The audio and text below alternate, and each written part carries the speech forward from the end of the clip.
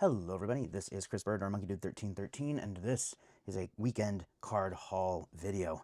On our journey to collect every single English Pokemon Master Set in existence, we end up going to a lot of different card shows to pick up a lot of cards that we still need. This last weekend we went to two different shows. We went to the Westgate Silicon Valley Card and Collectible Show on Saturday. Then on Sunday we went to the Newark Card Guy Collectible Show. So without further ado, let's get into it. This middle stack is where we're going to start. This is the oldest, and then we get newer and newer. First up, we have this Hitmonchan here, Shadowless First Edition Hitmonchan. I really like the colors on this card. I feel like the shadowed version of Hitmonchan loses a little bit of the personality of the shadowless version. But this was a fantastic one to pick up. We picked it up in a slab and then cracked it, and it looks very nice. You can tell centering is very off, but since we only collect raw cards, that is not a big deal to us. So we picked up this Hitmonchan for about 300 bucks. Very, very good deal. Very good card. And now we are down to missing 7 Shadowless First Edition Holos for our Master Set. In the same vein, this Poliwrath was picked up in the same deal, Shadowless First Edition, along with this Hitmonchan. Both of them were slabbed, and we got this one for a little less than $300 as well. So, again, these two combined took us from 9 missing to 7 missing in our Shadowless First Eds, and these are both absolutely beautiful cards. The holo on this Poliwrath is a little bit scratchier than the Hitmonchan, but that's okay. When you have a card from literally the first printing of the first English set ever, you don't have a ton of options unless you're buying really high-end graded to get good quality cards. And so finding one of these in lightly played condition, very, very happy about that. So that's these two, both of them picked up on Saturday. Next up, this Giovanni's Machamp, the special find of Sunday. With only 20 vendors and a scattering of sports vendors and collectibles vendors, we weren't really expecting to find all that much, but it was only a $5 entry fee, so no big deal. And lo and behold, we found this Giovanni's Machamp First Edition from Gym Challenge in a binder. Absolutely fantastic find, and near mint this card goes for around 150-ish. This card is absolutely fantastic. We are now only missing 2 cards from Gym Challenge Master Set. One of them is a holo, Giovanni's Persian First, and the other one is a non-holo rare, Blaine's Ninetales First. Very nice find. So now we're into the WotC era, the last 3 sets of the WotC era, Expedition, Aquapolis, and Skyridge. This is arguably the biggest hole in our set, aside from Call of Legends, which we'll get to in a moment, but I absolutely adore the reverses from these sets, and I try not to dox the vendors that I get cards from, but this person has enough of an internet presence, I think it's okay. Doug Trio Trades. This guy always has cards from this era. I don't know how he gets them, but we'll pick up one here and there from random vendors, and then we'll come to his table, and we usually leave with 5 to 10. So very happy with that we know him, and very happy we've been able to do so many deals together. Ironically, we did not get this one from Doug Trio, but we found a vendor who we had never met before, and he had this Raichu and 2 others. And so we ended up doing a nice little bundle deal for those. So this is what we like to find. Clefable. There are 2 Clefable reverses in Expedition. Similar with the Raichu, there are 2 of them. And the reason that is that there is a holo version of this Clefable art, and then a non-holo of this Clefable art, each with their own distinct set numbers. And then there's reverses of each of those. So there's actually 4 Clefables with this art in that set. Holo, non-holo, and 2 reverses. So whenever we're looking for cards like these, we need to make sure that we're getting the correct number, because you can't have a master set with 2 of the same card and be missing a different one, even though they are literally the exact same card aside from a little number on the bottom. But, fun fact, there you go. Cloyster, we picked this up with that Raichu. Nice condition, very solid card. You can see that there's a little bit of a ding down there. But not only is it very difficult to see unless you're looking for it, but also it's not going to be too difficult to press it out. You know, just throw it between some books and wait a long time. Very nice condition card though. Very happy to have it. Doug Trio. Another great card. Another card with both a holo and non-holo reverse. That sounds weird, but a holo, reverse of the holo, and then a reverse of the non-holo. But this one's in solid condition. There's a little bit of scuffing down here, but otherwise, great condition card. Alright, now we are into the uncommons from Expedition. This is card number 72 in the set, and there are 165 cards total. Just about all of them have reverses, and so there's a huge amount of these reverses to collect. I absolutely love the art on this Chansey, though. Using one of its eggs to heal a harmed Apom over there. Very, very nice. Very nice art. Alright, Cyndaquil. Interestingly enough, with the Cyndaquil, we found the Cyndaquil at a vendor. We did a big deal with them with this and a few of the Dark Explorers cards in here. And then we turn around and go to the table with the Raichu and Cloyster, and that same guy has the Cyndaquil, the exact same one. So after 8 months of not finding the Cyndaquil, we find 2 of them back to back. Both of them were in great condition. This one was better, and so we were happy we picked up this one instead of the other one, but there's no way we would have known that we were going to see this one immediately after. We try to do some rounds before making too many big purchases, but these shows get very busy, and there's been a lot of times where we've planned to go back for something, and then it's been sold by the time we get there. This Magikarp, this was bought on its own. This is the nearest mint reverse I've ever seen from Expedition. The art is fantastic. Tomokazu Komiya really knocked it out of the park with this art. You know, Magikarp looking very derpy, very useless, but still trying his best. But this card is just absolutely fantastic. If I were a grader, I would strongly consider grading this. This would, I think, fairly easily 9, maybe a 10. We don't grade that much, so we're probably going to keep this one raw in the binder with the rest of them. We are finally out of Expedition, so that was a ton of great pickups for Expedition. Now we are in Aquapolis. This is a non-holo Wooper. This is an uncommon. Card number 66. Wooper, obviously, is a fairly popular Pokemon, and this art is very unique for Wooper. Usually he's a happy, dancy type guy, and this card is $66. Absolutely ridiculous that a non-holo from a set like this is 66, where the very next card after it is like 5. So, very wild, but we secured one of the harder to find Aquapolis non-holos. I do not look forward to getting this in reverse. Alright, next up, a vendor that we really love. He had this Houndoom and a Team Rocket Returns card that we're going to get to in a bit, and we picked these up together in a bundle deal. And what was really nice is, as we were talking to him about these cards and just about how his show had been going in general, he had just finished going through a binder that someone had given him, and he left in the middle of our discussion just for a second to go and give the binder and all of the cards into it to a little girl who was into Pokemon. So it was really nice to see something like that happen. So this Houndoom is in very strong condition. It's definitely not near mint. There's a little bit of whitening on the back, but this is a very expensive card. The art is fantastic, and the holo of this goes for like $600 or $700. So getting the reverse of it in fairly good condition, LP plus I would say, is quite nice. All right, again, Aquapolis. Fluffy from Doug Trio. Love the card, and interestingly, Doug Trio is such a great guy for us. We went to his table relatively early because we knew that he was going to get bought out fairly quick, and he tracked us down all the way at the other end of the show. This is basically a big, long card show that goes from one end of the mall to the other. His booth, let's say, was way over here. We were basically over here on the other side of the show. He picked up a little vintage reverse lot from someone after we had already left his table, and he came all the way down to the end of the mall to find us. So, what a great guy. Absolutely loved it. So, we hightailed it back to his booth, and we picked up this Fluffy along with a few other Watsiera reverses as well. So, what a great guy.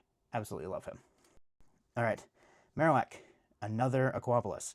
Unlike in Expedition, Aquapolis and Skyridge don't have the holo and reverse issue because they make their holos H1, H2, and then they just don't make reverses of the HX cards. And so every card, every art gets one reverse in those sets.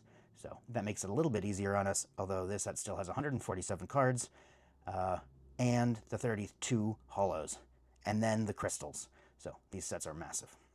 Very cool art on this guy, though. Nice. All right, Smeargle. Picked this card up from the vendor who was helping sell those 2 Shadowless Firsts. So the guy who owned the Hitmonchan and Poliwrath wasn't even at the show that day, but he was good friends with another vendor, and a vendor that we know as well. And so we actually ended up making that Shadowless First deal over Instagram, and then just exchanging the money to the other vendor who was there. But the vendor who we worked with also had the Smeargle in quite nice condition, and so we picked it up as well. Miki Tanaka, the artist of this card, I really like this style of art, and I'm looking forward to doing a featured Friday on it at some point. Part of the joy of having a master set of basically every Pokemon card, which we're at 97% done with at this point, is you can make any subset binder you want. If you're really into a specific artist like this, we can go through, pull out every art of this person's card, and enjoy it that way. If you're into Tomokazu Komiya, we did a featured Friday on him a couple of weeks ago, so you might enjoy that. All right, we actually also got a Ride-On Holo. It is slabbed, and usually if we're going to buy a slabbed card, we will make sure that we buy it at the price of near mint raw. Our rule of thumb for buying slabbed cards is that we assume we're going to crack them. But we don't want to crack things that are 9s or 10s, because obviously those are worth a lot as a 9 or a 10 versus a near mint raw. A rule of thumb is a 6 or lower, we crack immediately. A 8 or higher, we leave slabbed until the very last moment, and 7 gets kind of based on how we're feeling. So in this case, since this was an 8, we will leave this slabbed until this is the last card needed to finish the binder of Skyridge. So once we have put every other card in there, except for this guy, we'll crack it out and throw it in the binder to finish the set. All right, and last but not least was this Raikou. We picked it up on Sunday. This was at the smaller show, and again, we went into it not expecting to find too much because of the small number of sellers and the small number of things we're actually looking for.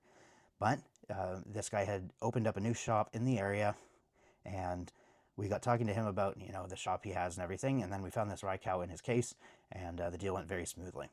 Interestingly, there were a lot of recent sales on this card recently, which is surprising because most of these WotC era cards don't have a lot of movement. But this actually had like 6 recent sales, and so pricing this one was actually one of the easier of the high-end vintage to price. Very happy to find this. Very nice card. And with that, let's move on to Gen 3. So, Gen 3 reverses used to be the biggest hole in our sets, but we went on a huge spree of finding a ton of different reverses at these card shows, and so now we are doing much, much better with these. A couple of sets like Ruby and Sapphire, we're only missing 3. Sandstorm, we're missing, I think, 5. And then Dragon, we're missing 10 reverses, so that's about how close we're getting on a lot of these sets. Team Rocket Returns and Deoxys are the ones we're farthest away from, with Emerald coming in a close third. But at the beginning of the sets, meaning the Ruby, Sapphire, Sandstorm, Dragon, Aqua Magma, and at the end, which is Power Keepers, Dragon Frontiers, Crystal Guardians, etc., we're actually very, very close, usually missing less than 10 cards. But that was a lot of chatter to say. We found this Team Magma's Torkoal in absolutely glorious condition. Something fun to mention about these cards, if I can get the angle right, you can see some little dots on the card there. Those dots are printing issues. Those are not something that was damage done to the card by someone who owned it. If you see perfectly circular or almost perfectly circular, very specific damage on a card when the immediate card surrounding it has literally no signs of damage, very, very unlikely that that was caused by a human. Next up, from that same set, from a vendor that we've bought from a bunch, we found this Near Mint Minus Reverse Bulbasaur from Team Aqua Magma. A fun fact is that most of the cards in the Team Aqua Magma set are Team Aqua's blank, Team Magma's blank, and most of those cards had a 3D art style on them, which a lot of collectors aren't really a huge fan of. We both like the set, but a lot of people seem not to like it as much. So the cards that are most valuable are not the reverse rares, and are not some of the bigger cards from the set. The most valuable cards are actually the reverses of Pokemon that are not Team Magma's whatever. So there's a Bulbasaur, a Squirtle, there's a Cubone, for example, and those cards can get up to 80 or 90 bucks. This card is in that price range as well. Very adorable picture. I cannot argue that this art is fantastic, but the set's namesake is worth generally less than the kind of more normal generic Pokemon they put in there. That's a little bit of a fun fact for you. Moving on to the next set, after Team Aqua Magma, we have Hidden Legends. We're mostly complete with this one. I think we're missing about 8 to 10 cards, but it was nice to find this reverse rare Shiftry. So not only in the holo pattern back here can you see all of those type symbols, but you can also see that since it was a rare holo in the set, they added the type symbol down here with that same reverse holo pattern in there. Very, very nice to find this card. We found it near the end of Saturday. Something to mention, just in case you guys don't know, is that most of the Gen 3 sets have different reverse holo patterns between sets. So the first 4 sets, which were Ruby Sapphire, Sandstorm, Dragon, and Aqua Magma, had the same type of mirror holo, I like to call it, that just looks like this, where it's a little bit rainbowy, but otherwise it's just a holo layer on top of the normal card color. But then for every set after that, they chose a unique holo pattern for the reverses, and that's part of why the set reverses are so popular. So for this set, and then the set after it, Fire Red Leaf Green, they chose not to put the set stamp like they did for the rest of the EX era but they started putting unique hollow patterns, and sometimes the reverse hollow stamped the Pokemon's type. Nice. In Fire Red Leaf Green, which I don't have any to show you today, the hollow rares in reverse hollow got a big Pokeball down here instead, which is the set symbol for Fire Red Leaf Green. All right, moving along. Team Rocket Returns is one of the hardest cards to find good condition reverses for, because not only do people really, really like them, but this set, along with Deoxys, they're very prone to heavy warping, which makes storing them properly harder, and they're very prone to silvering along the edges. Every single edge, even out of the pack oftentimes, there will be a lot of silvering on them. So finding good quality Team Rocket Returns and Deoxys reverses is very tough. So we have to lower our standards just a little bit to pick these guys up. You can tell, if I can get the light right, if you look above the word Piloswine, you can see some silvering up there. Generally, we would avoid cards that have visual damage on the front, but for Team Rocket Returns, we have to be a little bit less stingy. That might be the right word for it. So, beautiful Piloswine. Happy we found it. A big boy. Big boy. One of the most expensive reverse hollows in the set, and actually one of the most expensive cards in the set. This card in near mint is worth about $250 to $350. So, absolutely wild, but this card is beautiful. You can see the type symbols in the reverse, and the stamp here, and the gold text. The gold text was just very nice. A very cool addition to the card. If you're looking for this Dark Tyranitar specifically, you need to make sure that you know what you're looking for, because there was also a deck exclusive of this, and I think there may have even been a 4th version of this card art specifically. So you need to make sure you know what you're looking for. Next up, Team Rocket Returns Ekans. We got this from the same guy that we got the Houndoom Aquapolis reverse from. Very nice card, very nice quality, and this one didn't have too much silvering, so we were very happy to pick it up. Interestingly, about 3 or 4 hours earlier in the show, we had found another copy of this one that was priced at near mint, but was definitely MP or MP minus. And so luckily we passed on that one, and we got a much nicer copy later. And as you can see here, this is the big boy from Team Rocket Returns that we picked up, along with that Team Magma's Torque Hole reverse. We picked up this beauty. We only have 3 of the EXs from Team Rocket Returns. One of them is a Rocket Snorlax that we bought on eBay for $37 over 10 years ago. And then the other 2 are Articuno and Moltres that we picked up for over $300 each. So there's a huge price difference based on time, and we thank our lucky stars every day that we have been collecting for a very, very long time, because that means that most of our collection was bought cheap and just rose in value without us having to pay the big bucks. But in this case, we didn't buy this one a long time ago, so we're paying the big bucks now. But that's okay. This card's in fantastic condition. Very happy to add it to our binder. Okay, I'd mentioned Deoxys before we got into the Team Rocket set. This is another one that's notorious for having really bad reverse hollows. We have actually resorted to buying graded reverse hollows from Deoxys, because that's one of the only ways you can kind of guarantee that it's not going to have too much silvering or any kind of warpy damage on it. So this Breloom we got with another one of the heavy hitters that we'll get to near the end, actually literally the end of this Gen 3 set. But they had this priced significantly higher than it was worth, and we get to see a little bit of vendor banter between the person who we were talking to and the friend at their table who had priced it. So luckily we got this for pretty much exactly market. Dusclops reverse from Deoxys. Like I've been mentioning, very hard to find these cards in good condition. And here I'll show you an example of the silvering I mean on the surface. If you look at the fingertips, if I can get the card to show it, look right there on the fingertips, look at all those silver dots. That is silvering on the surface of the card.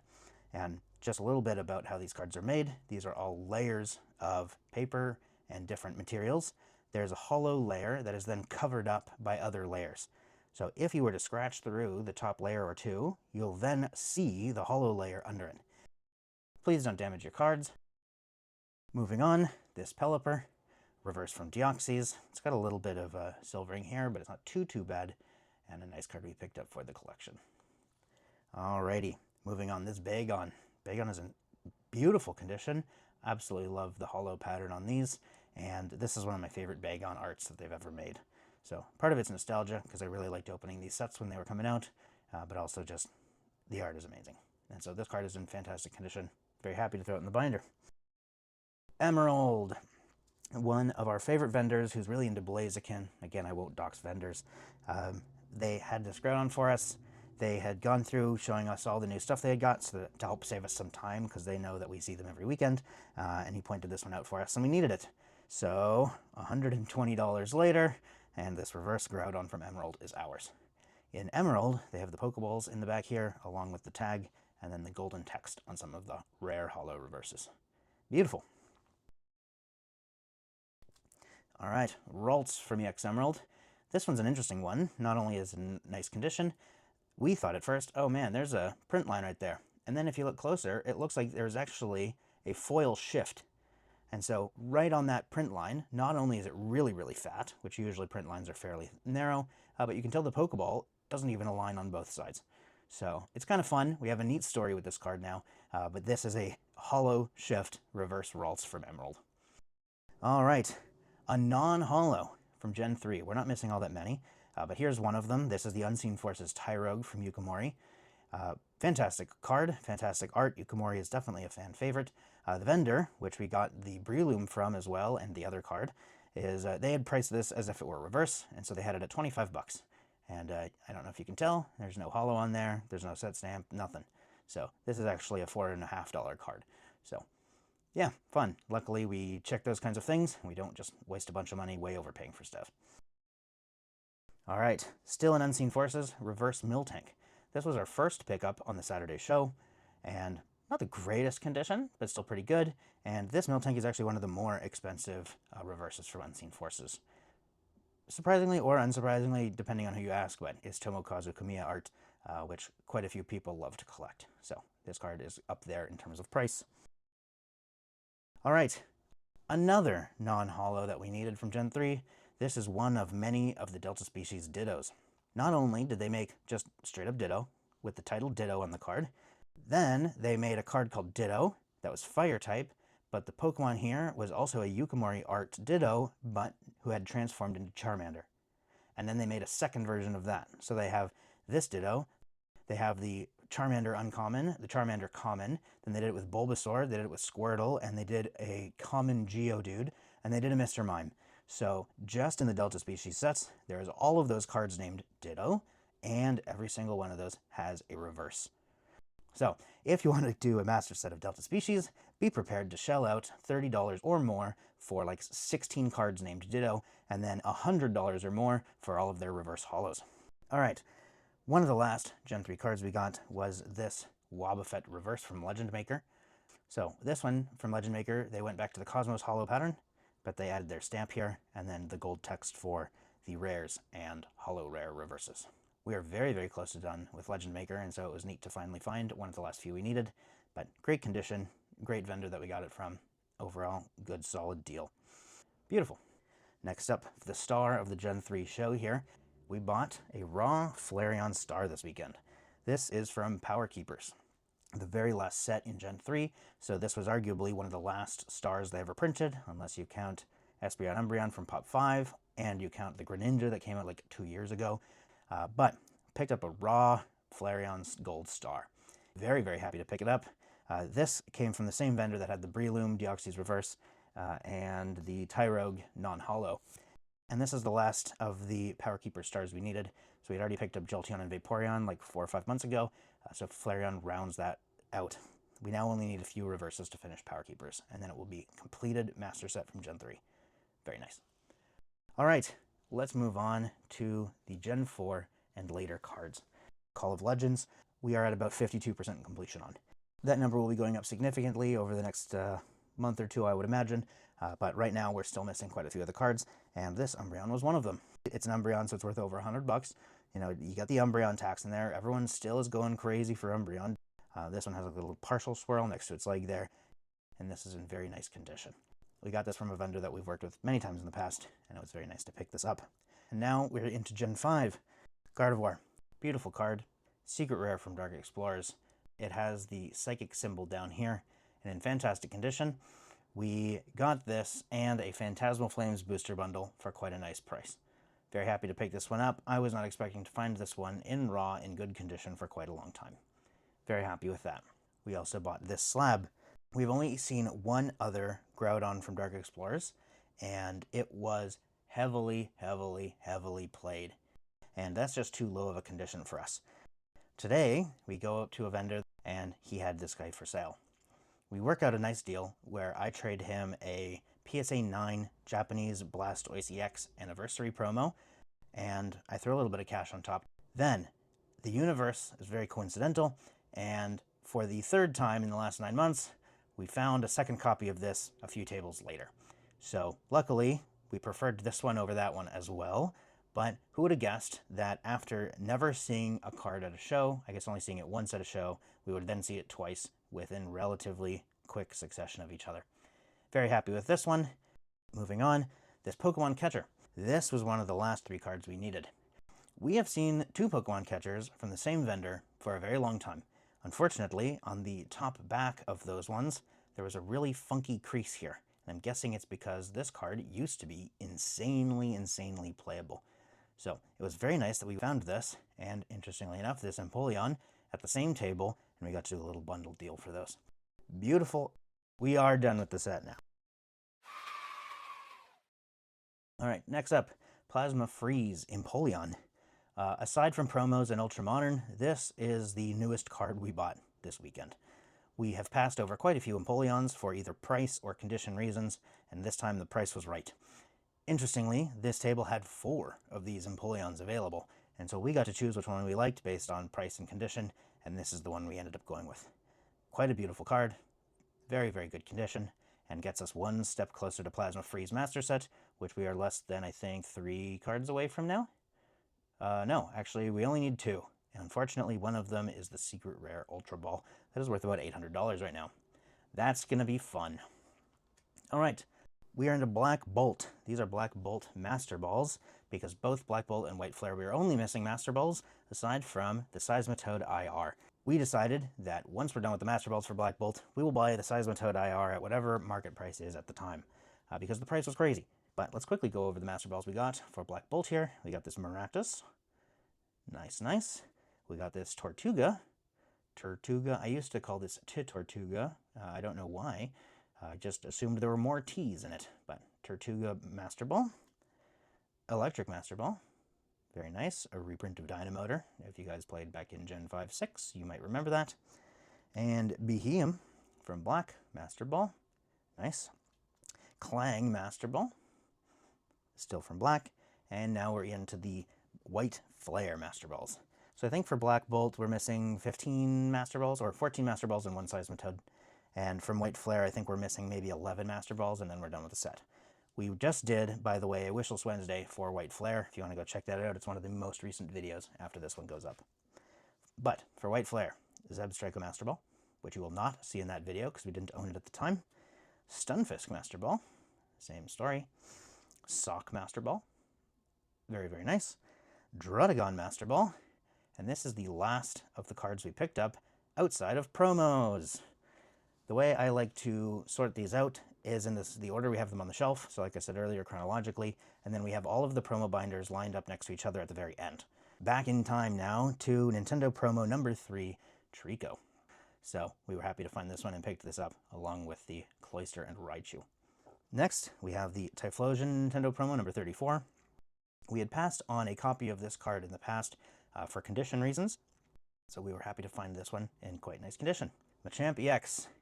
We thought we had bought or collected every single half art they've ever made ever. But as we were looking through the promos we're missing, this is a half art, it's a promo, and we were missing it. So we've spent the last few months looking through promo binders trying to find it, haven't been able to find one, and Sunday's card show, we found this just hanging out in the back of a binder, where otherwise they were mostly selling modern. So it pays to do the hunt. We found this card for $3. It's worth $3. We paid $3. Very nice to have finally found it, and we have a fun little story to go along with it. Next up, Porygon ZGX. This was from the Sunday show as well. This is Sun Moon promo number 216, and I would say we're maybe 10 promos away from done with the Sun Moon promos set, not including staff and stuff. We don't bother with that. But very nice to find this, and we are one step closer. If you consider this a half art, which I do, this was one of the other half arts we needed to finish our half arts. Mega promos. Mega promos we haven't picked up all that many of because they haven't been available, and we finally found a very nice couple vending at the Saturday card show where they had, I think, 5 of them or 6 of them. So from that couple, we picked up this Inteleon pre-release promo for Mega Evolutions. Very nice.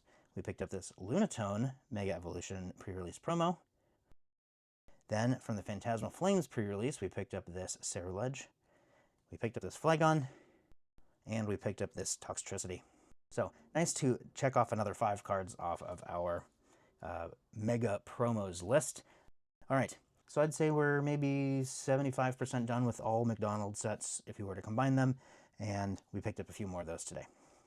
So from a vendor that we really like, usually we pick up pins from them. They had this Rowlet and this Cubone here from 2016 and 2018 McDonald's sets. This card is surprisingly expensive, given that it's not even that old. This card market is around 23 bucks. Kind of crazy. This Snivy was actually our first pickup from Sunday. They had a host of the McDonald's promos, and this was the only one we needed from them. He wanted to give it to us for free, but we ended up paying him, well, I wanted to pay him his sticker, which was $2, and so I go into my money bag and I only have one $1 bill left, and he says, I'll just take the $1 for it. So we ended up paying $1. I wanted to pay $2. He wanted us to pay nothing, so it ended up being cut in half anyway. All right, so these are deck exclusive or blister pack exclusive or something, meaning I'm saying the generic term for all of those cards that don't fit into the master set, mini set from a booster pack or blister box, etc. These have the exact same picture, the exact same set and number, but you cannot pull this from a booster pack. It's not even labeled as a promo anywhere, so we can't even put it into the promo binders. We do not really collect these on purpose, but we found a bunch of these, or 2 of these, in a quarter per card box, so we ended up picking those up. This one is a Furious Fist, Cosmos Foil Hawlucha, and this one is a Fates Collide Shattered Ice deck exclusive Zygarde. Also nice. All right, so that truly finishes all of the cards that we got this past weekend. What were some of the favorite cards that you saw here that you would really like to add to your collection, or that you're very happy to already have? I'd be really interested to hear what kind of cards you guys are looking for and what kind of cards you guys are happy to have. But as always, thank you guys for watching, and I'll see you guys next time.